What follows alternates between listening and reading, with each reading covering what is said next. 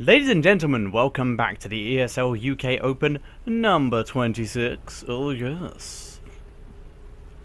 Currently we are in round... What the hell was that sound? Somebody just went squelch outside my window. That was interesting. I apologise for that. We are currently in round 4 of the ESL UK Open number 26. So, this is the semi-final match. It is a best of 3, and the players are as follows. Spawning in the top right-hand corner, playing for Clan Milk as the purple Zerg. Currently our returning champion from last week, we have MilkZikto. Spin zoom. Yeah.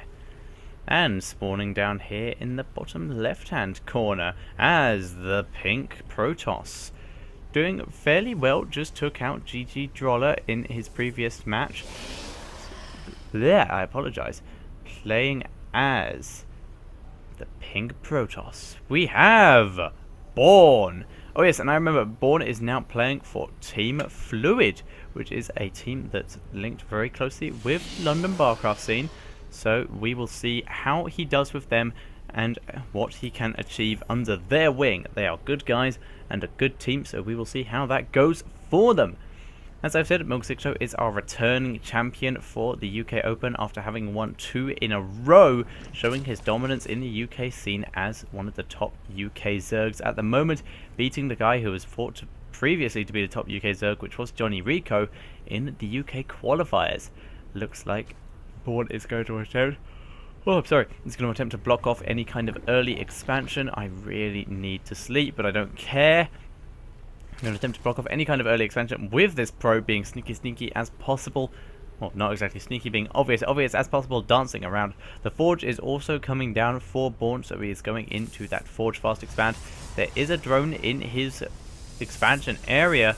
It is doing circles. I'm pretty sure that if Bourne wanted to, he could put down the expansion around that, but yeah, there we go.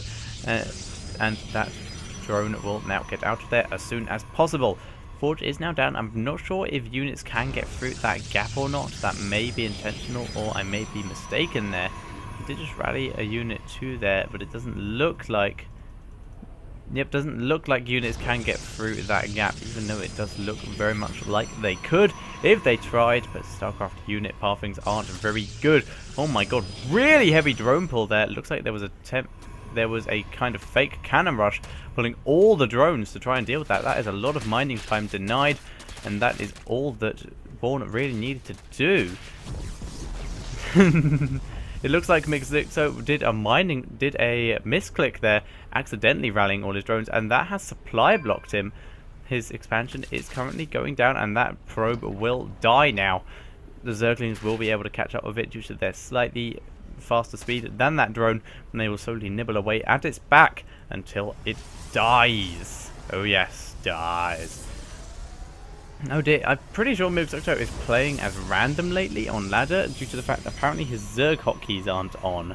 So, how very interesting. That is strange. Osha! Forza Osha. I don't actually know what that means, so I will have to...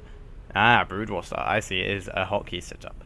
Little gap here that will be blocked off by the Zealot when it does pop up, and the cannon is down, so any Zerg units that do come in will apparently not be able to fit through there because the game is weird like that, and will have to go all the way around here and through this gap. But the Zealot will be here, so they'll have to go all the way around here through the mineral patch, which won't be fun because there is a cannon past the Artosis pylon, which will also be powering this robo. Oh no, the robo is also in range of this pylon up on the high ground, and Warp Gate research is on its way for Bourne, so he will begin to chrono boost that as soon as he can.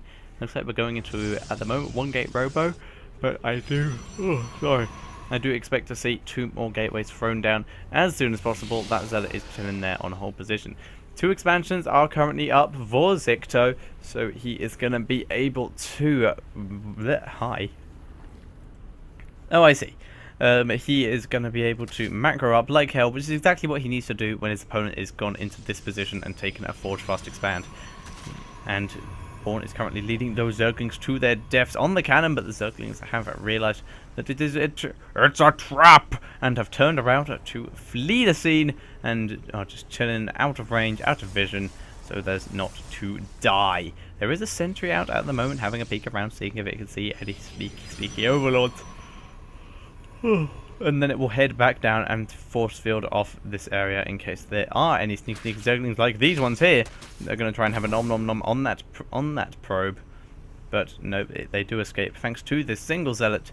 And obviously these zerglings come out micro this zealot all the goddamn day. Metabolic boost is on the way though. That probe does go down though. Very poor micro there from Bourne. So unfortunately does lose a zealot in that trade-off. Sentry still down, making sure that there's no sneaky shenanigans. And then the Immortal is coming into the high... Is he giving up already? Or is that just well played, not bad? Nice little pick off there, very sneaky. I'm guessing it is because he's not quitting yet. And he's very supply blocked at the moment. That pylon is almost finished up, which will unsupply block him. Warp gate is now finished up, so he will be able to transform that into a warp gate. And does have 2 more gateways hidden over here. Getting ready to transform, and 2 more gateways over here. So this is 5 gateways at the moment. 5 gateways and 1 robotic facility, with the robo facility being rallied up here, which is quite confusing for me.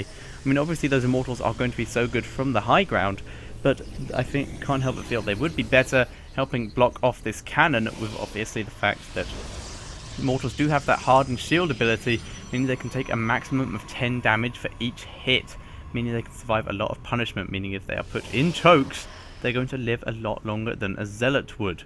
So it's obviously fairly useful. But, well, doesn't really matter at the moment by the looks of it. Sentries are going to chill up on the high ground as well. Bourne not really defending his natural at all, just has the single cannon there and the single zealot.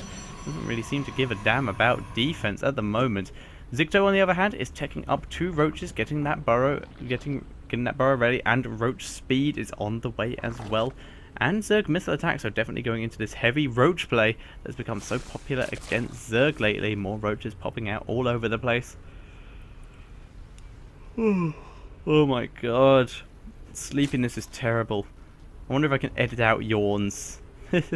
No, I wouldn't do that. I'm going to do this bear on no sleep. Should have had some Red Bull or something similar, but I didn't.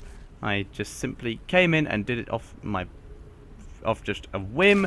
Did it randomly, and Burrow is almost finished up now, just spamming out the roaches at the moment. And it does look like Bourne is moving out across the map. He has the Immortal drop in that warp prism right now, and is shuffling his way across the map. The Observer is on the way, and there is a probe in with that mix to put down the forward pylon. That Stalker is going to be picked off and killed. But there is a lot of units here for Zikto, probably enough to pick off this force for Bourne at the moment. Unless he gets some very good force fields. Here come the Zerglings. Oh, both players dancing around it a bit. Landing those immortals so they can get in on the battle.